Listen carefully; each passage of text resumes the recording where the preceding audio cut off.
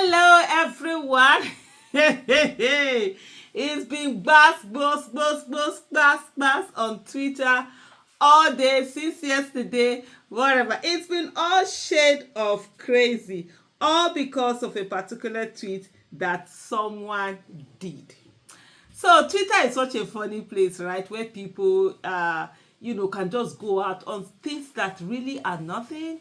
People just go out and start attacking each other. And this whole bigotry, this whole tribalism, especially following the 2023 election, it's been on another level.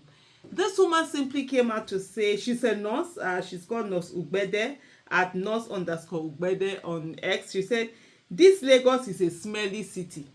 People smell, the street smell, and the gutter smell.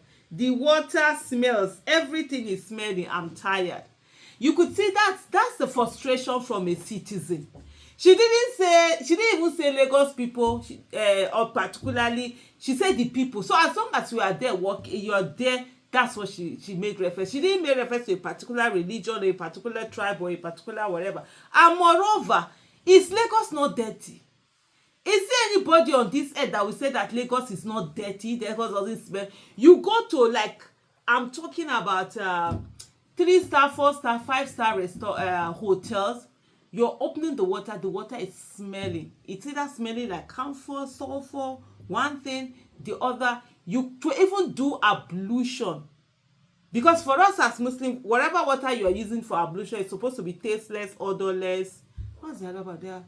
Tasteless, odorless, colorless. Your tasteless, odorless, colorless. It's supposed to be clean. But if you're carrying water from this sea, you'll be hearing the smell. So that's what she said, though. That's what she just simply said. This is like a citizen who is frustrated, and this is supposed to be something that should not be taken on to call on the government and say to the government, "Hey, do something about this. Clean this thing up." In short, nobody thought that Lagos could get a semblance of neatness until when Fashola came in. Fashola changed everything, and things sort of like changed. And for me, I was born and brought up in Kano, you understand?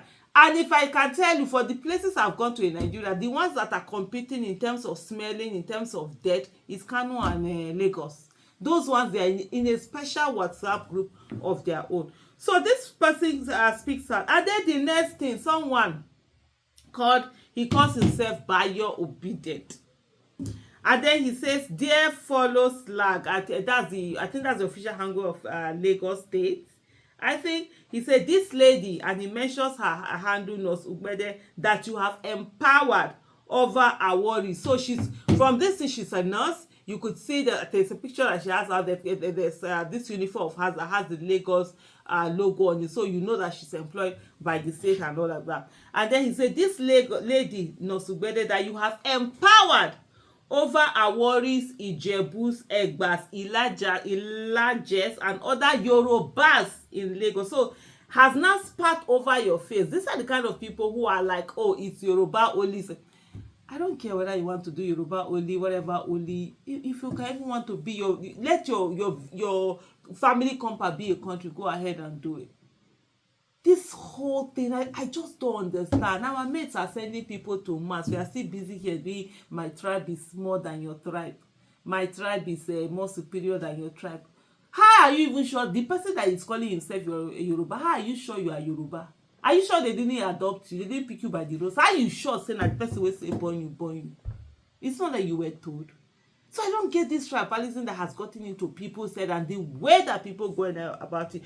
But anyway, Sham, so then he said, you are living the lives and economy of Lagos in the hands of people that hate their employers. How did what she say lead to a hating employer? She's living there, she's part of it, and she's saying this thing is dirty. And he said, "No private firm will ever accept this public ridicule from an employee she pays. We all know how it will end. If Jide Sanwo-Olu and Mudashiru Obasa will not start demanding respect from people that are taking jobs away from aboriginals, we will also not stop adding external legal pressure until we get the desired respect. Will it be too much to ask this lady to be asked to respectfully get a job from her state of origin, at best her region? Thank you, Bayo Obedient Omo Jeje." That's what he calls himself. And it's been all over Twitter. It's been all sorts of. So there are so many conversations coming up from those who are saying, yes, this place is dirty, from those who are attacking her, from those who are calling her all sorts of names. In short, like this one says, but did she lie? Lagos actually stinks. The waterways are a mess. Gutters are clogged. It's sickening.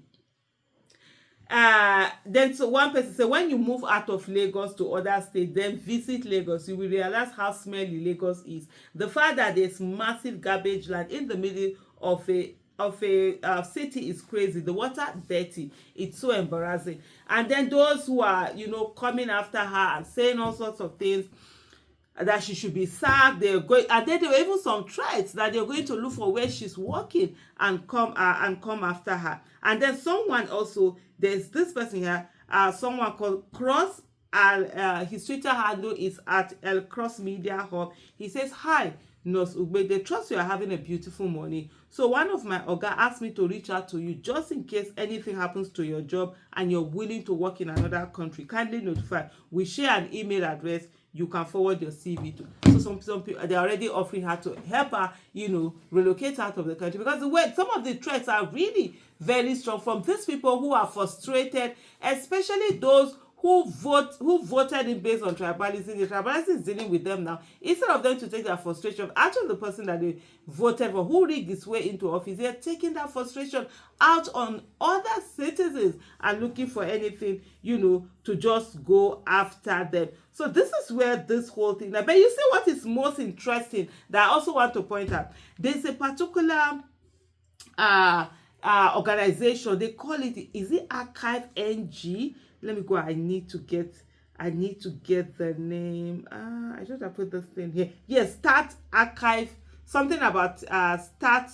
They are known on Twitter as Start Archive NG. So what they do say, and this is their bio on Twitter. They say, we are making Nigerian history accessible by digitalizing old newspapers. First page archive 1960 to 2010 already done. Current phase 3,816 days of 18,627 days done. So what they do is that they look for old newspapers. They look for they just put in old newspapers from way, so that when you're checking something, you can always go there and check. And guess what? There's an old newspaper here. Let me go and check the date. It's called PM News, Monday, 10th January 2005.